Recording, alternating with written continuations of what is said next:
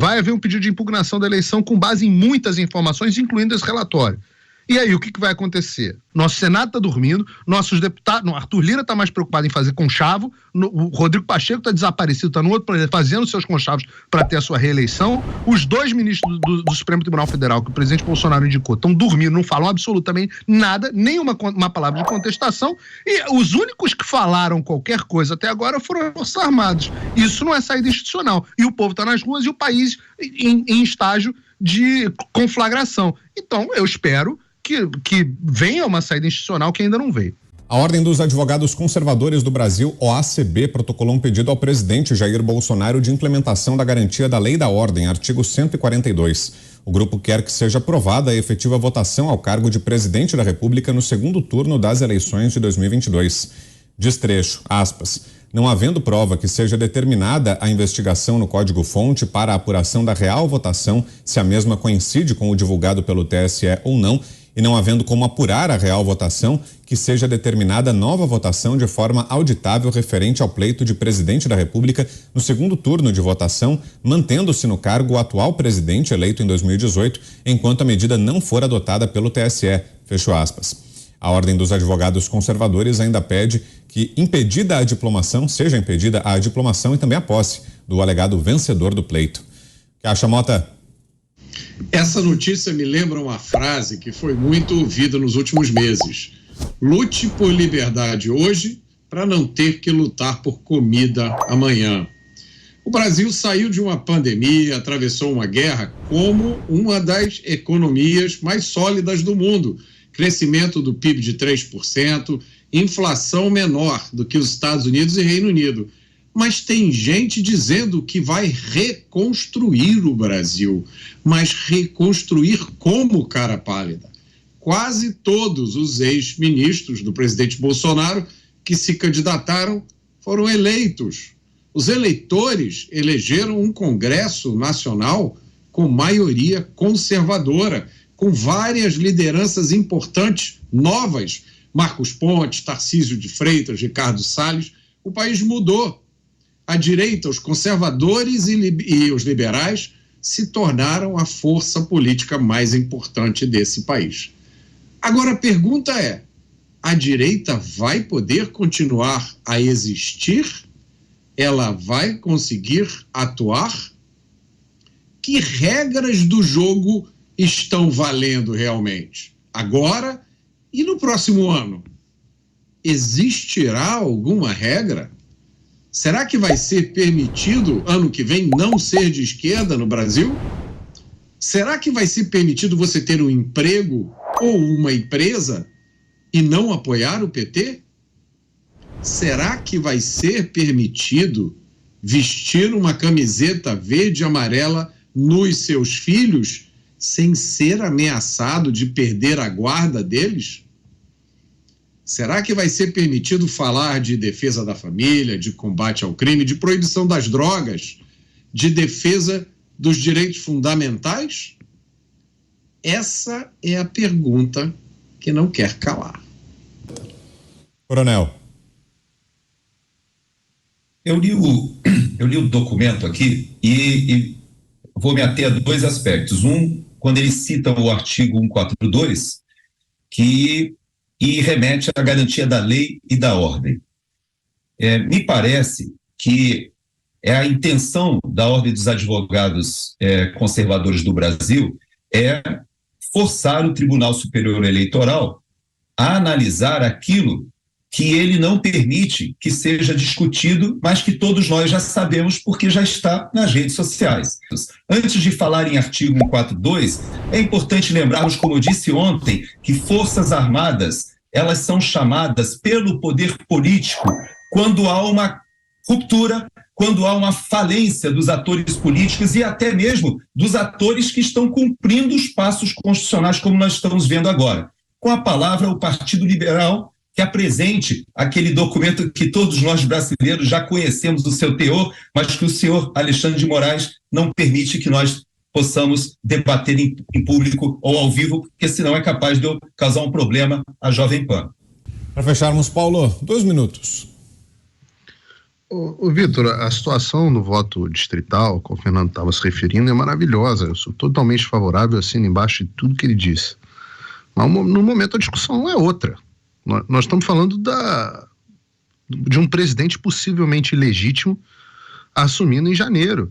E não é nem esse o problema. O problema é que se assume um presidente ilegítimo com base num sistema que não funciona de forma correta, potencialmente, esse presidente se perpetua no poder de forma ilegítima de uma maneira quase que definitiva. Né? É o problema da Venezuela.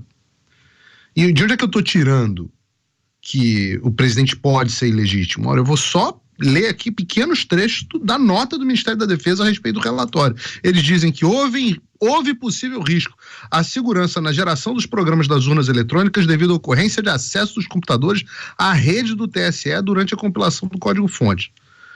Os testes de funcionalidade das urnas, da forma como foram realizados, não foram suficientes para afastar a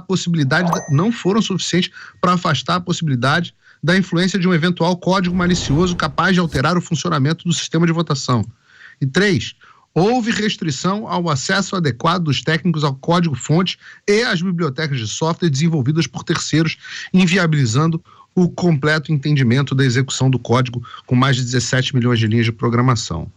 Eu estou usando aqui o relatório para ninguém dizer que eu estou inventando coisa aqui. Estou lendo ipsilitris. E se houve risco, né, como diz o relatório, se os testes não foram suficientes, como diz o relatório, se houve restrição de acesso dos técnicos à inspeção, como diz o relatório, não há como garantir a segurança do pleito. E, portanto, se não há como garantir a segurança do pleito, o presidente pode ser ilegítimo. Não sou eu que estou dizendo. São as Forças Armadas que estão dizendo. O problema não é o sistema eletrônico de votação. Pode ter sistema eletrônico de votação. O problema é um sistema só eletrônico de votação que, segundo os técnicos mais capazes do país, não pode ser considerado seguro. Se você lê o relatório na íntegra, eu fiz uma live com o coronel Márcio Amaro, explicando item por item do relatório na minha página, você vai ver. A conclusão é que o sistema eleitoral brasileiro não é só vulnerável, ele é uma bosta, ele é um queijo suíço, ele é uma porcaria, ele é muito vulnerável. É exatamente o contrário do que vem dizendo os técnicos do TSE, os ministros do TSE. Imagina, quem vai acreditar que técnico do TSE é o líder mundial em cibersegurança do mundo, do planeta Terra? Quem que pode acreditar numa sandice dessa?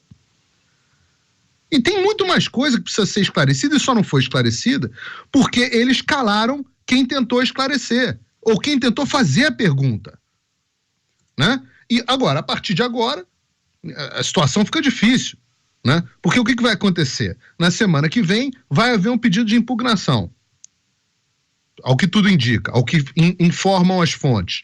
Vai haver um pedido de impugnação da eleição com base em muitas informações, incluindo esse relatório. E aí, o que vai acontecer? Ora, eu aposto aqui com todos vocês, o TSE vai, de novo, com o mesmo desprezo pela população que eles têm tido até agora, eles vão dizer, perdeu, mané, já acabou faz tempo. E aí? A gente está falando de artigo 142 aqui, né? Eu já falei inúmeras vezes que eu não acho que é isso que o artigo diz, li a peça aqui, discordo praticamente de tudo que ela diz.